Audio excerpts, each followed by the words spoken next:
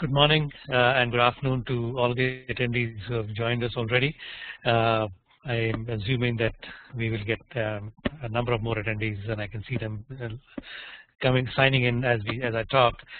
So very warm welcome to all of you to another webinar brought to you by Swift-Kanban from Digite, and jointly with Value Nova and Dr. Masa K Maeda.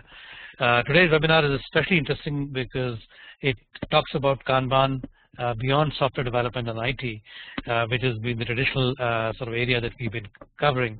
And I'm assuming that all of us are looking forward to a great talk by Masa on how Kanban can benefit business groups outside of IT. So let me get some formalities completed as we get the webinar started. Just some ground rules first. Again, because of the typically large number of attendees that we get, rather than taking questions online on voice, we will take questions through the Q&A box that typically should appear on the bottom right of your screens. So anytime you have a question, just go ahead and type it in. We will take questions at the end of the webinar. On the bottom left of the screen, you will see a number of icons, a full screen, as well as a magnify icons that you can use to control how the webinar displays to you. And hopefully we should do the webinar in good time so that there is enough time for Q&A. Otherwise, if you run out of time, then we will take questions offline and respond to them by email to you. And finally, the webinar recording as well as the webinar slides will be made available at the end of the presentation, probably by no later than tomorrow. With that, let me go ahead and introduce the speakers. I'm your host. My name is Mahesh Singh. I'm co-founder and senior vice president of product at Digite, the maker of Swift-Kanban. And today's speaker, of course, is Dr. Masa K Maeda of Value Nova Consulting. So quick introduction to Masa, to those of you who may not know him. Of course, Masa is a very recognized figure in the lean and agile community, continuously contributes to new knowledge and experience in training and coaching. He's known for bringing highly successful Kanban and agile adoptions internationally inside and outside the software and the IT industries, and is considered by many to be the person to go to for lean and agile transformation, especially for Spanish-speaking countries. He's one of the few Kanban trainer coaches accredited by the Lean Kanban universities worldwide, and he's also the creator of the Lean Value Innovation Model. And this is something especially interesting to organizations that are looking to a holistic view of how to adopt Lean throughout the organization. And Masa's Lean Value Innovation Model is particularly interesting to these organizations. Masa is currently writing a book, and I wish him well. I know he's been struggling to find time between his very busy calendar, traveling around the world in coaching and training and consulting assignments, and also writing this book. But I'm looking forward to that book coming out soon. Masa is the founder and principal consultant of Value Nova, which is a lean agile coaching and training business, and we are very proud to have Masa as a partner with Digite Swift-Kanban, so that we can bring to our customers a holistic set of solutions, whether you're adopting lean or whether you're looking at Kanban specifically for a particular initiative. We can help you with your specific situation. With that, let me give you a quick introduction to Digite, and then I'll get out of the way and hand over the control to Masa. Digite is a pioneer in web-based collaborative products and solutions especially for geographically distributed teams. We are headquartered in Mountain View, California, and we have daily 250,000 users across all our products in Americas, Europe, Asia Pacific. And we have products that cover Lean, Kanban, Agile, ALM, and project portfolio management tools. And Swift-Kanban, of course, is our flagship Lean Kanban product. We were named by Gartner in the ALM Market Scope report for 2010. They don't yet have a Magic Quadrant, but we certainly got a number of recognitions for Gartner and similar people. Just a quick word also about Swift-Kanban, especially from a business point of view. Today it is one of the top Lean Kanban tools in the market, with guidance from global thought leaders such as Masa and David Anderson, with whom we work very closely. It is certainly ideal for both software and IT teams as well as non-IT functions We have a number of advanced customers and prospects that are looking at using Kanban for HR, for marketing and sales, claims processing and insurance, purchasing, etc. So a number of business functions are being tried on Kanban, and hopefully bringing some of the benefit that Kanban gives to an organization. So what Swift-Kanban really does is makes it easy for distributed teams or functions to visualize the flow of work, put it up on a electronic board so that everybody can look at it, limit work in progress so that you can increase throughput and quality, and Masa is going to talk about how that works. Collaborate visually, obviously, automate critical performance metrics. Some of the key things that people want to be able to do when using electronic tools is to be able to automatically generate metrics and be able to measure their organizations based on that, and overall evolve and improve at a pace that is comfortable to your team or to your organization. And that's really the power of Kanban, that it really allows an evolutionary change in the organization as you start to adopt it. Swift-Kanban is available as a SaaS as well as an on-premise license, and there is a very easy sign-up process with a 30-day free trial that's available off our website. So that was a quick introduction. I guess I have one more slide here, just a smattering of customers. I don't think we need to spend too much time here. And with that, I'm going to hand over control to Masa so that he can lead you through today's webinar on Kanban beyond software and IT. And Masa, all yours. All right, thank you so much, Mahesh. Hello, everybody. Hopefully, you're having a wonderful morning. So let's get started with the topic. So first off, the transition here. Okay. So why was the wheel invented? And basically, it was to find or to have a more efficient way to move things around. And that was the original intent of the wheel. But over time, the wheel has been used for many different things. I mean, more uses and applications that we can imagine, from mechanical engineering and nanotechnology and so on. So something that was a very simple idea ended up being so efficient that has been extrapolated to many different applications. And if we look at software development, way back in the mid-30s, Alan Turing came up with a theoretical concept which is known as the Turing machine. And basically, this model that he presented was a way to demonstrate that computers can be used for pretty much any kind of task. So that's why it's called the universal machine. So we can use it to create any kind of application, games, etc. So what is really nice about having a new idea or concept or model or paradigm that whose simplicity is such that allows it to extrapolate is that we cannot predict the kind of uses that can be made out of it. So Kanban, as most of you might know, was born in a software product development maintenance team in Microsoft, and it was highly successful. And they started moving to other teams and companies within the software industry, and it was very comfortable to see how it works. So, for example, in this table, we can see that we have just a value flow through which we have tickets that are just moving, from one stage of the process to the next. And it is very simple, but actually very powerful because it increased, it improved the economy of that team, and at the same time, the customer satisfaction went way, way high. And this is a diagram also from David Anderson's book on how much it improved. So what we can see on the left side is that this team was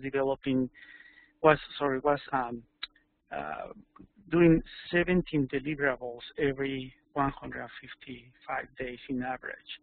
And after 5 quarters, it was delivering 45 things in only 25 days.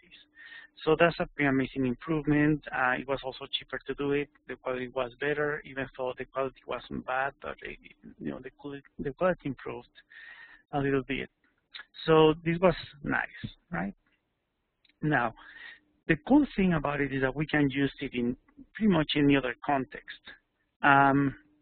So why does that happen? Well, there's some very basic reasons why that happens. And one of them is because it limits the amount of work in progress.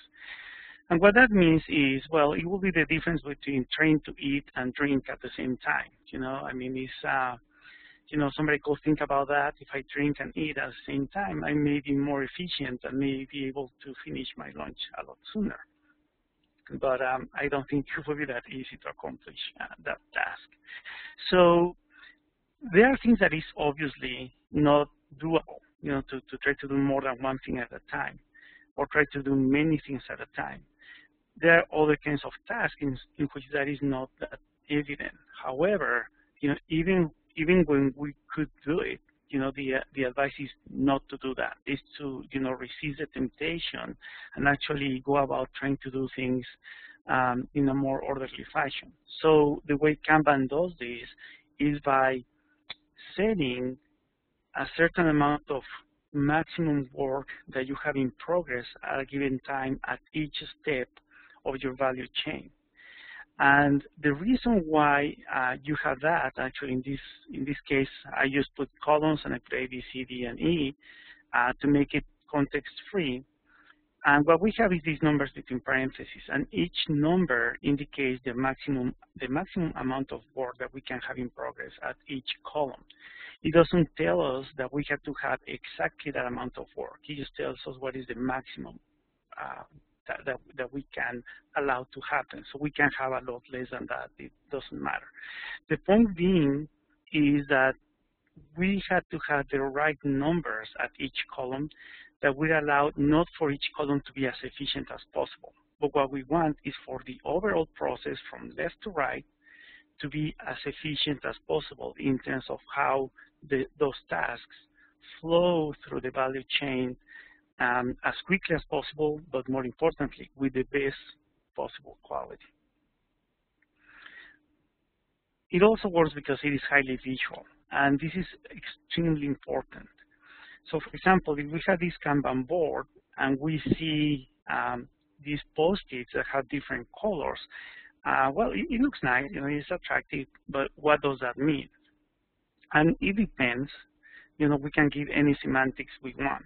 For example, if we're talking about, a development team in this case, and we say, hey, the yellow post-its represent features for this product we're developing, and let's say the blue post-its are defects. Okay, so there's 2 defects that we're working on, and we have a bunch of other work.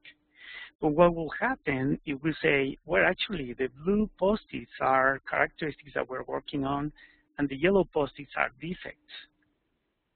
So there's an immediate reaction to that. I mean, there's even a chemical reaction in the body when we see that. I will say that the developers will, and the manager will blush, if that was the case. And of course, external people, let's say the investors to this venture, will not be very happy if that was the case. So there's an immediate reaction, and that's because high visibility is actually very important for us to understand what's happening. So if we have, instead of software development, we have, for example, an application of Kanban for a hospital, then what we could have is each column is one step of the process that has to do with, dealing with patients. So the first column will be, we get a patient who gets into the hospital, then we do the auscultation, we do the diagnosis, prescription, and then we let the person go if everything's okay. So what we can do in this case is that the limitation of the work in progress is set in such a way that we can actually treat more patients more quickly, which is counterintuitive. We will think, well, the more patients come, the more you want to take care of at the same time, and not necessarily. What we want to do is actually to generate a balance in the value flow so that patients can be taken care of much better, more quickly. So we could actually have the same information as the previous table as I'm showing it now. And this actually increases visibility because we not only have semantics in the color for the for the post-its, but we also have positional semantics. And what we could say is that, okay, so depending on the color is the kind of treatment. So one has to do with pediatrics, another one with oncology, etc. And that actually makes it a lot easier to understand what's happening. It's a lot easier to visualize. And if we, go back to the other table, and we see information, but it gives us a much better visualization that will allow us to make better decisions or to understand better what's going on.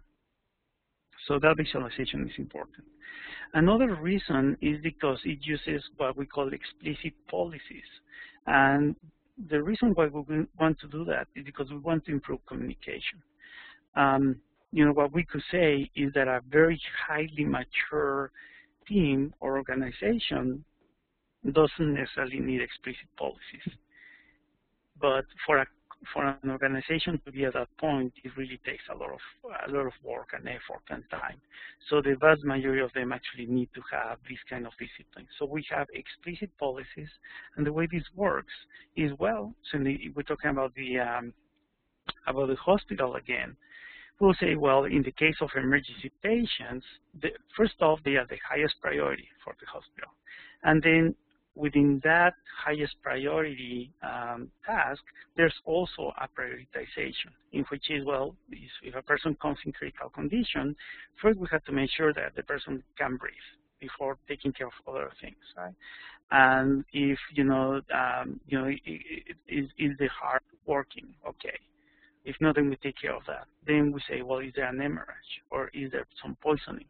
So depending on that, we determine what we do. So what does that mean? What that means is that if we get new personnel at the hospital, then everybody knows that this is what they have to be paying attention to. And if everybody's in agreement, then we're going to have, a more efficient way to treat those emergency patients. In addition to that, so that one had to do with how to treat them. The other one will be, okay, how do we go about managing the flow of value? Well, what we do is we can associate different colors in our task, on our post-its, as classes of service. And a class of service basically tells me what it is I can do with each one of them. So if we were to look at software development, the classes of service that David Anderson proposes in his book is 4 of them, which is standard, expedite, fixed delivery date, and intangible. And basically what that tells us is you have your regular tasks, or you can have an urgent task, or you can have a task that absolutely needs to be finished in a specific day. And then you have tasks that the customer doesn't perceive, and they are called intangibles. And that will be, for example, an infrastructure change that we need to make things more efficient. So what will happen if each one of them has a set of explicit policies, something that allows me to establish behavior, such as in the case of the hospital, in which we have different ways to treat patients? Then we will have a much better behavior. We will have a more efficient way to do things. So we can do that in any other context. So for example, if we have a Kanban for customer portfolio management, then we could have different classes of service. And we could say, well, we have our standard tasks, we have urgent tasks, we have tasks that have a fixed delivery date. But we can also have other tasks, such as, for example, sometimes we have people who are not part of the company, third party, to do something for us.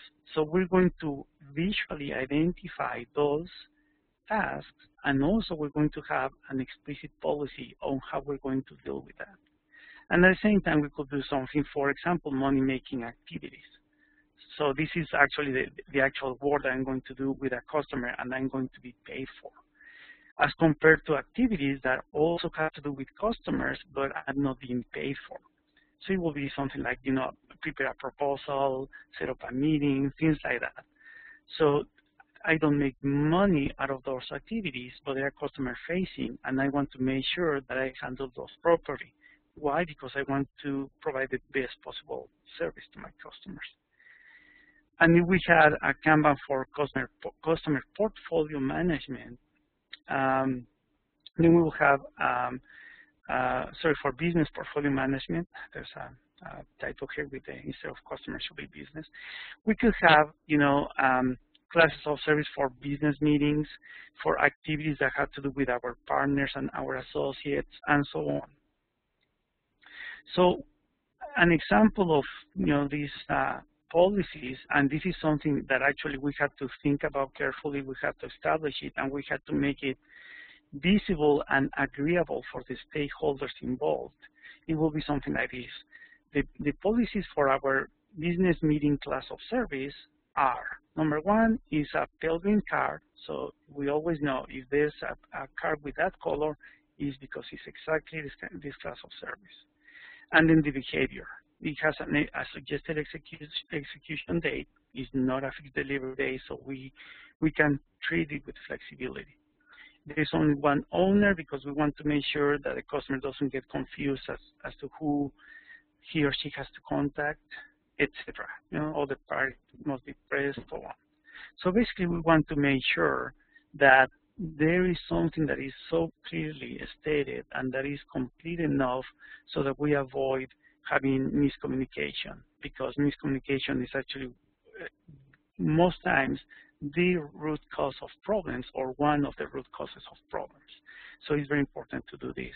And then we can have policies for other classes. So for example, for partner and associate policies, also we have, we specify the color, we indicate that they're processed in based of priority, they're of internal scope only. So we don't discuss these things with people who are beyond us, for example, and so on. And then we can have our standard task, and the standard task is just a regular task, and it is handled accordingly. And for example, in this case, we have a policy, which is the last one in the bulleted list, that says it is not rushed nor delayed.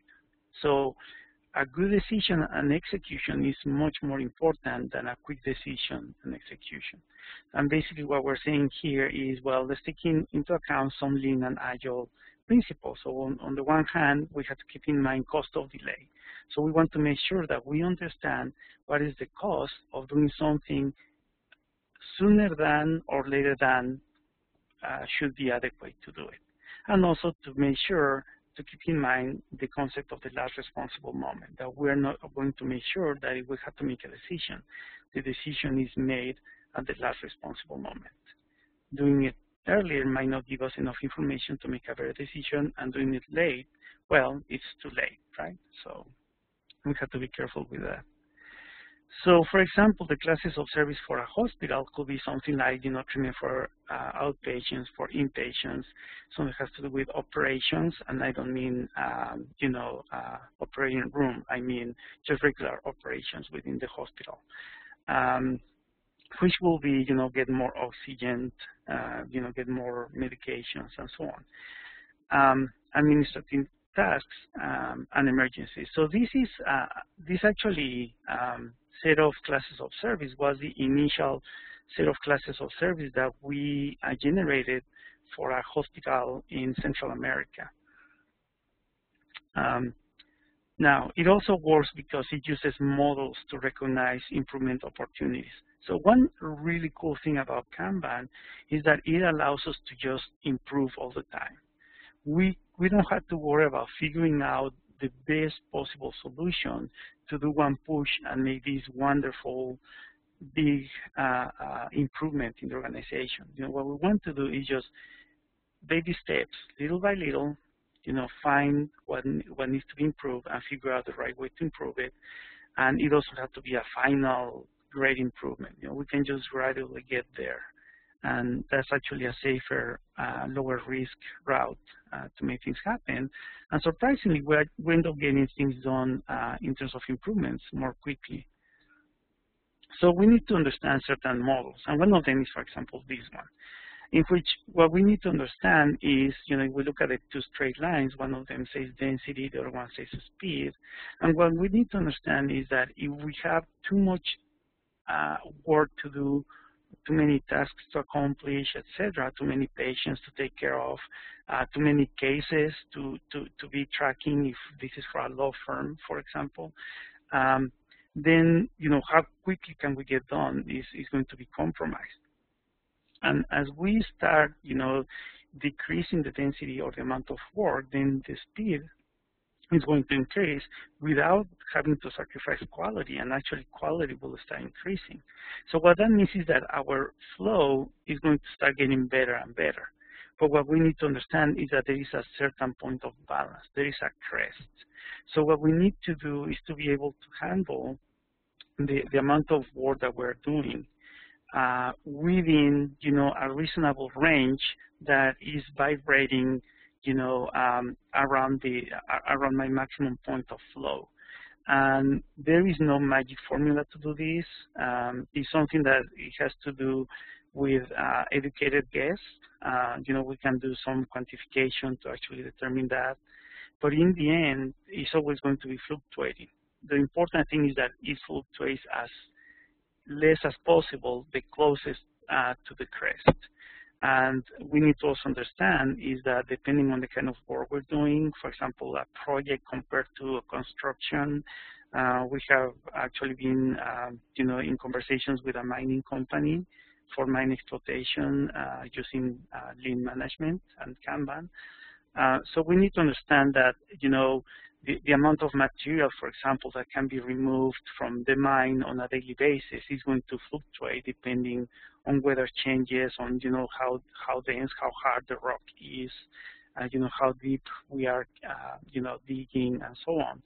So we need to adjust our Kanban board and our Kanban system so that we keep being as close as possible to that. And what that means is we cannot just set fixed, parameters and values to those parameters and say, oh, we're done. We have to continuously be monitoring this to keep it in the best possible flow of value. So another way to do this is by measuring and managing flow, because that allows us to identify opportunities for improvement. And this graph we have here, it shows if we look at the horizontal axis, it shows time, calendar time, and the vertical axis shows time in terms of days. And what this graph tells us is how many tasks we finished on a given day and how many days it took to each task to be done. The advantage of having this kind of visualization is together with that information we also have a log of the activity for each task. Then we can understand what happened behind each and every single task. And of course, we want to pay attention first off to the outliers, those that took more time that will be reasonable to wait.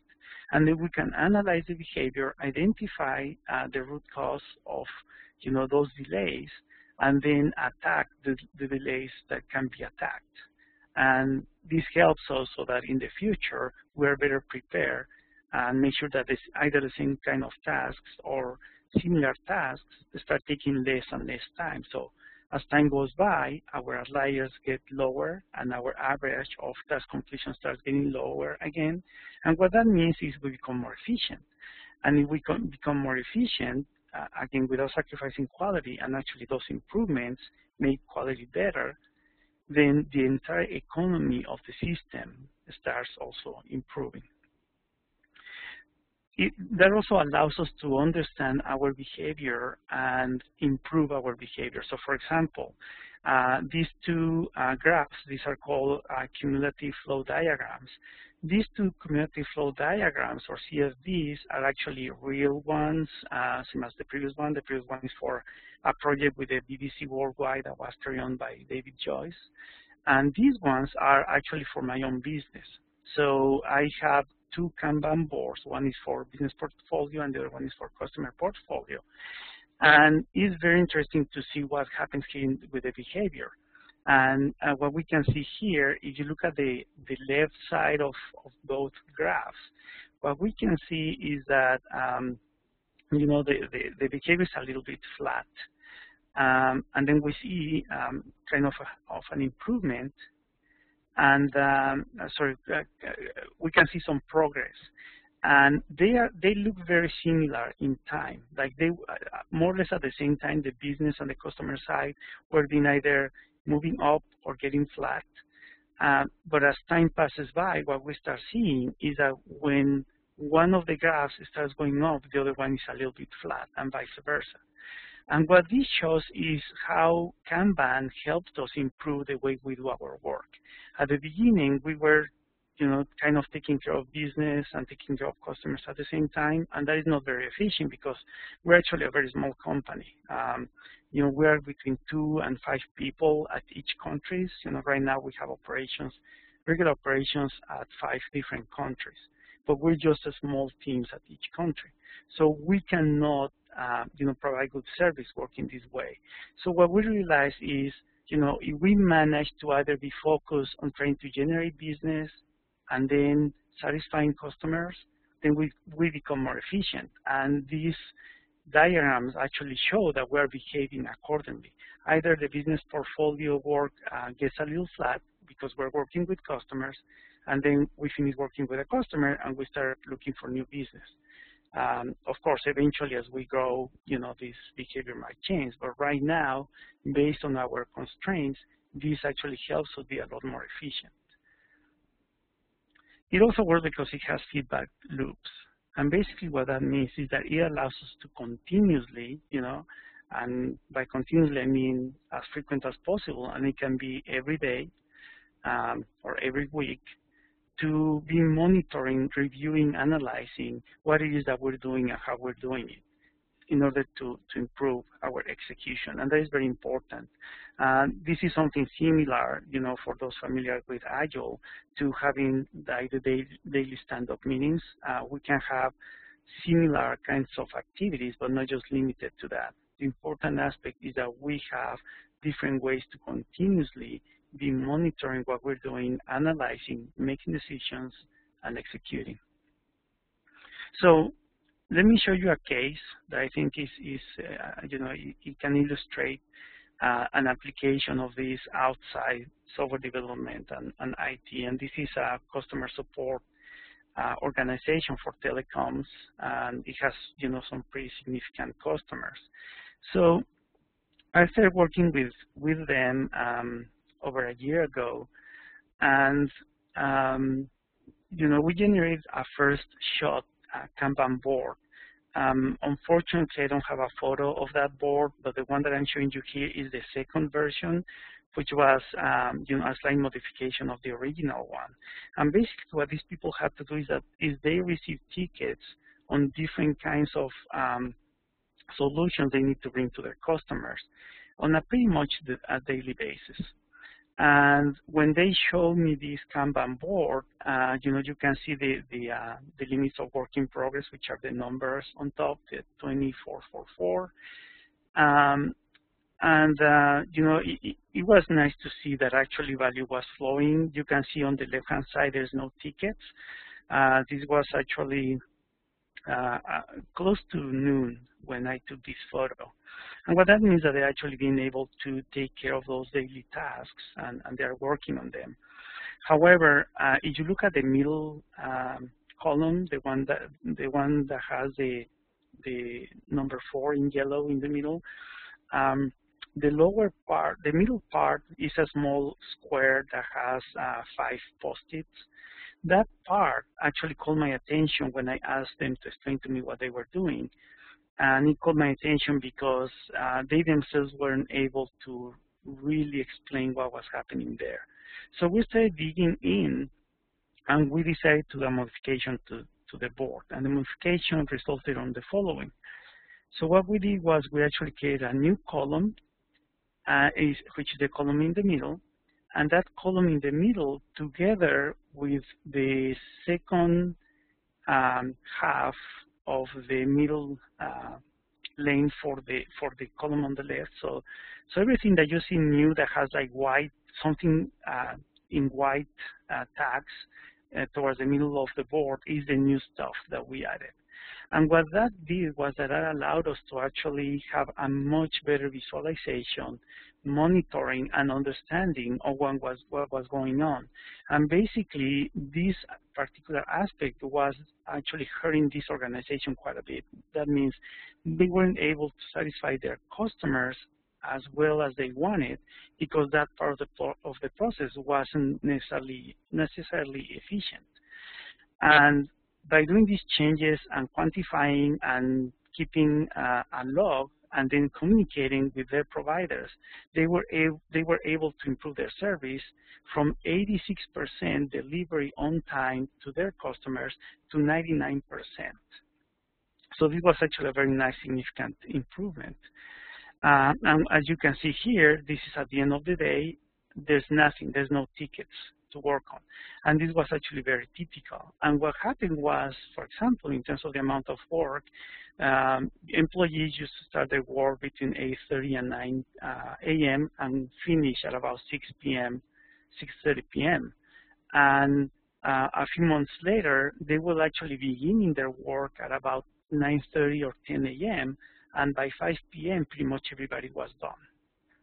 So they were being very efficient, the quality was improving, and people didn't have to, work any extra time.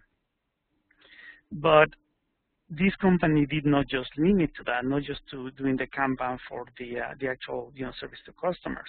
They were actually, the director created a Kanban board to be able to use it for to manage new contracts. And this board actually shows some improvement, and that's why I took this photo before some change was done, in which if you look at the backlog, which is the leftmost column, the WIP, the amount of work in progress, is 20.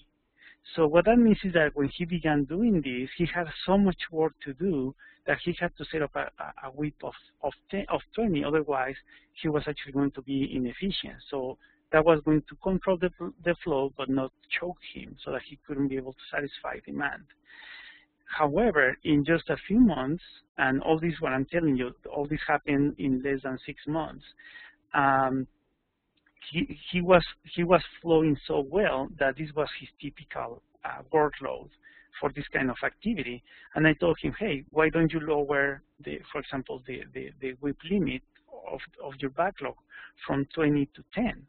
Since you typically have less than 10, so let's just gently start improving, and the same for the other columns. So this shows just how nicely improvements happen, and also for some personal work, the same thing. And as you see here again, this company had like a fetish for the number 20 because they always had a 20 on their first column. But you can see here that even though the WIP is 20, now they have only 3 tasks, and sometimes they have 5, maybe 6, but it was always a very small number. So what that means is not that they have less work to do, but what it means is that they get a lot more work done more easily, more quickly. So, and that's just thanks to the different aspects of Kanban. I want to also note that even though here all the post-its are yellow, they actually are color-coded. They have a small dot on the upper right corner, and the color of that dot is the class of service. And they did that because they didn't want to have to buy post-its of different colors. So basically, what this shows is that it also works because it helps you evolve, in the way we do things, but also Kanban itself evolves with you. So as you are improving, as your tasks go, changing depending on market demands and so on, so does Kanban, so does the Kanban board. So basically, what you always have, if you're doing this rightfully, then what you have is a high visualization of your reality, and that's extremely important. So there were some other improvements. The employees started having a better attitude. Communication got really well, and also some really nice benefits that happened was that the major customer, the largest customer, even though they were the smallest provider for that customer, the service was so good that their customer, as contracts with other providers got to completion, instead of renewing the contract with those providers, they were actually transferring the contracts to this company. And eventually, they also started assigning leadership over full projects to the employees of this company. So this company actually has grown a lot in terms of revenue, responsibilities, and they have only increased their personnel by 1 person, and in the last year. They're about to have a boom of growth, so they're going to have to hire new employees. But what is impressive is how much they improve and how much more business they were able to get without having to add resources, and without having to have the resources working, not even as hard as they were working before. So there's also an advantage of using electronic tools, for Kanban, and it has been very useful to me. So, for example, this is the actual Kanban board that I use for one of the countries in which we operate. This is actually the one that we use for Panama. And what we have here is that we have one row or one swim lane in the board for each customer that we are working with. And something that I like a lot about doing this is, well, of course, the communication. I live here in California, I don't live in Panama, and then I have operations in other countries. So for me to have a physical board at my office, it looks cool, but it's entirely useless because I am almost never at my office. So having the electronic tool is just wonderful. It really works for me. But what is really cool about this is that I can use different semantics to prioritize work. So for example, if you look at the topmost row, you can see that there is some stars at the bottom of each card. And some of them have like 2 stars, and then one has like 3 red stars, and so on. So I can prioritize my tasks for each customer that way. But also what happens is that the amount of work that I have going on with a specific customer varies over time. And what I do then is to have also a positional semantics, in which what I do is the more activity or the higher the priority of activity with a given customer, then I bubble up that row. And the electronic tool makes it very easy to do that. So what that does is that I know when I look at my Kanban board that I have to look first at the upper rows, because that's more important than the lower ones. And actually, the board that I'm showing you on the screen right now is not the entire board because it wouldn't fit. It would look too small. But the lower rows sometimes have only one or have no tickets at all because they say I finished working with a customer, and right now there is no demand from him. So it's just sitting there at the bottom, it's quietly sitting there, waiting for new activity. So that works very nicely. And I also use it for business. So this is also the board for Panama, but this is the one that is for us, internal. This is the one that only the business partners and associates in Panama can look at, and that we work on it. So what we have is, each person, there's the avatar there. They know what they're doing, and then we have some work that we're doing together, and that's the one that shows the icon with like 3 little guys there. But what is really nice is that this allows all of us to know who is doing what and where are things at. And as you can see, our WIP limits are never at maximum capacity. So what that means is we're being able to satisfy demand nicely. We're not having to worry much about that, about not being able to satisfy customer demands. So it works very nicely, and it works for me to have 2 different boards, to separate boards. In the end, in your case, you have to do what really works for you, and you have to sit and think about it carefully and determine how you want to do this. But it works really nicely. So Kanban works in the end because it helps us manage change in the organization. I mean, that's really the bottom line. You know, all of us want to do our work not only well, but better. And every day we're trying to improve it somehow. And we try things, you know, some of them work, some of them don't. But sometimes we try something and then a little later it vanishes because we didn't follow up, or, you know, we didn't know how to disseminate it across the organization. And Kanban allows us to do that. It just gives us a very gentle, you know, and disciplined way to do it. So it's, you know, it just is so easy and so gentle that, you know, sometimes change is almost imperceptible, but it happens. And the best way to realize about that is quantifying. So quantification is good because of that, and also because it makes it easier to identify root cause analysis. So in conclusion, so Kanban helps us do better change management, which is something that we already do on a daily basis. You know, it only allows us to do it better. Visualization is just, you know, the greatest thing. You know, I cannot emphasize that enough. You know, you have to make sure that you come up with a way to create the right board, you know, that really shows your reality, and to identify the right class of service for whatever it is that you're doing.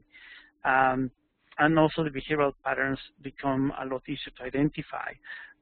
This aspect of Kanban is actually one of the most important and one of the more subtle, because there is no fixed rule about that. It's something that you have to figure over time. I will say that the only behavioral pattern that you can identify with Kanban is the shape of your Kanban board. And by that, I don't mean the columns, how many columns you have and so on, but how it is populated. If you look at how many tasks you have on your board and at each column, and you see that it starts getting too heavy on one side of the board and light in another or another's, that's also an indication of, you know, the likelihood of unbalance, which can result in a bottleneck, which can result of not being able to satisfy customers properly, and of course begin to sacrifice quality. So that pattern is actually easy. Not that many people pay attention to it when they get started with Kanban, but there's some other behavioral patterns that are important to pay attention to. And then we have the value flow improvement. You know, it definitely allows us to do that, but again, if we stick only to the mechanics of Kanban, it won't happen. It will be just a small improvement, and that will be it. So everything else that we do around the board, outside the board, is what is going to help us do those improvements. And of course, as this happens, the overall economy of our system is going to improve. And last, you know, I will say, well, you know, customers will be happy, both internal and external, and this happens pretty much all the time. So I think that I'm actually finished at the right time, because we're going to give about 10 minutes for Q&A. So I think that we're actually in pretty good time. So thank you, guys. If you have questions, please go ahead. I'm going to leave this information here for those of you interested on finding TDUs, because we have had people in the past asking for this.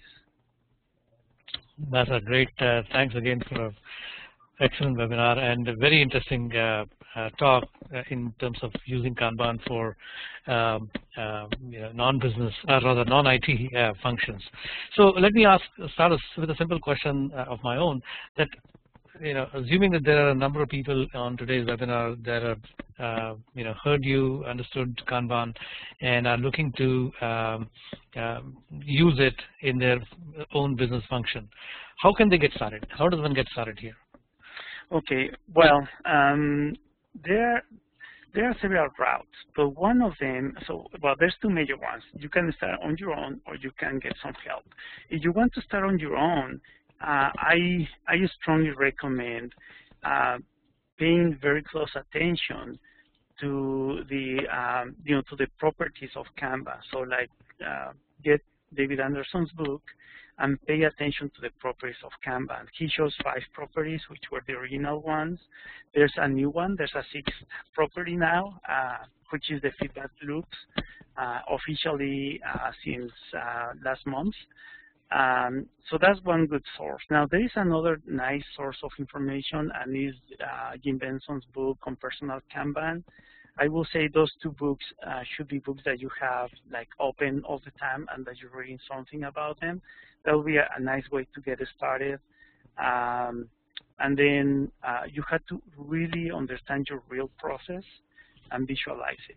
You know, that's the best way to get started. Okay, great. So basically, read up on Lean and Kanban and educate yourself first, and then go from there to start to put some of these things in practice. Yes. Great. Questions that are coming up. Let me go ahead and get started on some of them. So first of all, I think there is some doubt, I guess, or a question around difference between, or what is the relationship between Lean and Kanban. My organization has done Lean, Six Sigma, and we have a number of Six Sigma black belts in the organization, but we don't use Kanban. Are the two related? Okay, that's a great question. So Lean, as we use it, is not the same as Lean for manufacture, and is not something that has to do with the Six Sigma. The commonality between them is just, the roots. So the way we do Lean has to do with systems thinking, and it has to do with Lean thinking. So think about this as, Deming's teachings. But in addition, there's another really good source for learning Lean in a different way, which is Donald Reinertsen. He has several books. All of them are great. I recommend all of them. The newest one, the Principles of Product Development Flow, is a great book to read. It's not an easy reading, but it's a great book. Highly recommended. So we don't apply it the way it is in manufacture. And also what we have to think is, if you think about Lean for process, that will be closer to what we do, but also we have to consider that the way this particular Lean was developed was for knowledge work versus, manufacture and other kind of work that is more repetitive, better defined, that is easier to quantify and to time box. In this case, it's something that is more flexible, so it is more suitable for that kind of work when you do things that have to do with administration, creativity, and so on, when you cannot establish a fixed amount of work to get something done. So you have to take that into account. Now, the Kanban side, we call this Kanban more than anything else because, just the way, the influence came to David Anderson as to how to name this thing that he was developing. And not because it's Kanban for manufacture, because in fact, when you talk about Kanban for manufacture, a Kanban is the actual card, is that visual element. And in our case, the Kanban as such doesn't exist. So the cards that we have in what we do are not Kanban cards, are the actual task, is the actual work that needs to be done. So it's a different paradigm. However, you can learn everything about Lean the way we do it without using Kanban and be very efficient and get a lot of improvement done. However, the advantage of putting them together is that you can use Kanban as the mechanism to efficiently apply all that foundation of Lean that you have, and then be able to get things done. So if you already have some background on Lean Six Sigma and Lean for process or Lean for manufacture, you're one step ahead of people who are not familiar with Lean. But you're going to encounter some differences, and just have to be careful about making sure that you understand what those differences are and apply them, accordingly. And just I was overseas just last week talking to a large airline about applying this in everything that has nothing to do with their regular operations on their Lean and Six Sigma. And they are thrilled about the the opportunity, and hopefully I will close a deal with them. Okay. So I'm getting a few questions on non-IT, but also a couple of questions on the software side. Let me first go with the non-software questions, and then we'll get to the software questions. So one of the things that one question is, how do we keep policies simple? And I think the question is referring to the fact that a lot of organizations have a lot of documented policy about doing everything, but these policies tend to make things overly complex and difficult to actually pursue. So how do you while Kanban has the benefit of making policies explicit, how do you simplify policies that might already exist and make them more useful in the context of using Kanban for improvement? Okay, I couldn't agree more. So so the easiest way to do this is there's two routes. You begin with the policies that you already have, and just grab your scissors and start trimming everything that you know that is just not necessary to exist. The other one is you begin with nothing and say, okay, we have no policies. So what is the minimum set of policies that we need to have to be able to do this right? And this is like the difference between saying, all the information is confidential and we allow people access to information on a need-to-know basis, compared to saying, we have full transparency, everything is for everybody to look at, and then let's determine what those things are that actually not everybody should be looking at. That second approach is a lot easier, lighter, more efficient to generate and to actually respect. Of course, what this means is that leaders have to understand that they have to stop taking command and control over their people, that they have to actually trust them, and that they have to empower them and just provide guidance to them. But they have to understand that they have to give people the opportunity to show that they are responsible. And there's going to be a transition. You try to do it and then you expect perfect execution from day one, you're going to fail. But you have to allow the transition to happen, and it will happen. Excellent. Let me take a couple of software questions that have also come in, and I'm sure there are a number of people in today's webinar who are representing technology, IT or software organizations, so they might find it useful. The first one is, what are the policies for dealing with fixed delivery date class of service along with the standard class in software development projects? I guess you get that a lot. Okay. So, well, well, you want to have a first shot at that, policies for fixed delivery dates. I will say you can get started with the policies, that David Anderson recommends. That's probably the easiest way to get started.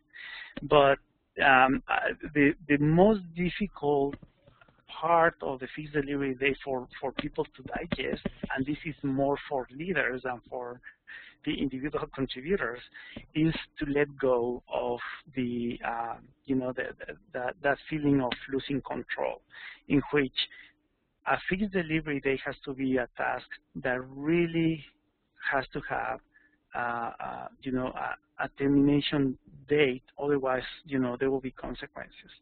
So, one case will be, let's say there's a trade show, and we need to make sure that certain characteristics are ready, or certain things are ready before the trade show, because we're going to announce this at the trade show, and people are going to start using that right away, or going to the internet to try that out right away. Then yes, we have something important, and of course we cannot call the CAS and tell them, can you delay the conference for 3 days for us? We cannot do that, so we have to be careful. But what that means also is that we have to be, smart enough to start working on those tasks with enough time so that we can finish them well by that date. But a fixed delivery date should not be used to say, oh, this project has to be done by October 27, therefore everything is a fixed delivery date October 27. That's not right. those are regular tasks, and they have to be finished when they can be finished.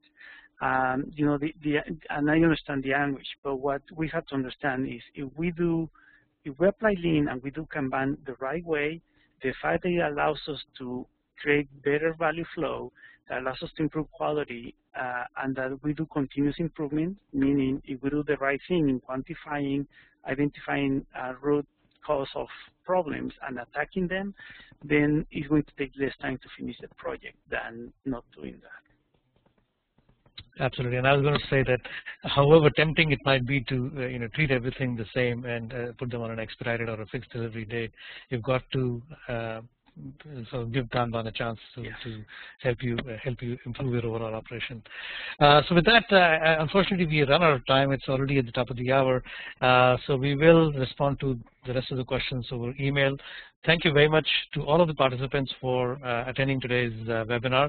We will be sending you by email links to the slides as well as to the recording itself, so that you can look at it again at your leisure. And if you have any questions around both the use of Kanban in your specific business function, or the use of, or if you're looking at electronic tools, we'd be happy to hear from you. By the way, Masa, thanks very much again for a fantastic talk today, and have a great rest of the day. Thanks, everybody. Hope you have you had as much fun as I did. All right. Thank you. Bye-bye. All right. Bye-bye.